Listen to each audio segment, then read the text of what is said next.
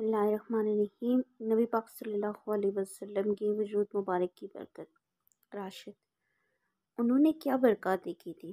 دادا جان: سعدیہ حلیمہ بیان کرتی ہیں کہ وہ قحط زدہ سالوں میں سے ایک سال اپنے قبیلے بنو سعد کی عورتوں کے ساتھ مکہ میں دودھ پیتے بچے ڈھونڈنے کے لیے نکلی۔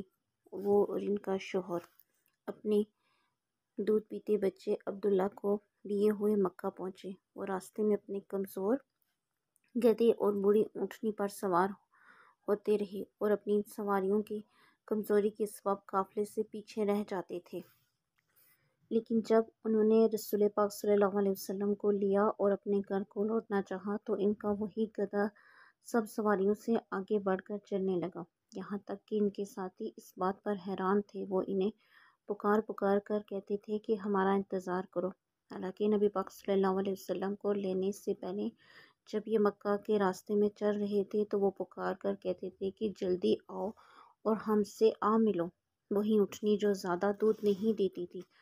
جب یہ رسول پاک صلی اللہ علیہ وسلم کو لے کر آئے تو جب سیدنا سعدیہ حلیمہ کا شوہر اس اونٹنی کی طرف اٹھا تو ان کے تھن دودھ سے بھرے ہوئے تھے اور وہ پہلے سے زیادہ دودھ دینے لگی۔ سکینہ: یہ برکت تو راستے میں ہوئی، ان کے گھر پہنچنے پر تو مزید بھی برکت ظاہر ہوئی ہوگی۔ دادا جان: بنو سعد کی سرزمین عرب کی اکثر زمینوں کی طرح خشک اور بنجر تھی۔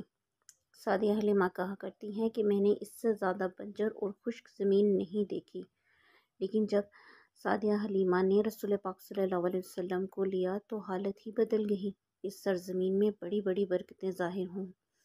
سعدیہ حلیمہ نے اس دودھ پیتے مبارک بچے جو برکتیں دیکھی وہ ان کو بیان کرتے ہوئے کہا کرتی تھی کہ میری بکریاں جہاں چرنے کے لیے جاتی ہیں وہ دودھ بھر کے تھنوں کے ساتھ واپس آتی تھی۔ یقینی بات ہے کہ اس بھرپور برکت کا اس دودھ پیتے بچے کے ساتھ بڑا تعلق تھا۔ یہ بہتری جب سیدنا سعدیہ حلیمہ نے دیکھی تو انہوں نے سوچنا شروع کیا کہ اس بچے کو جہاں تک ممکن ہو زیادہ سے زیادہ عرصے اپنے پاس رکھیں۔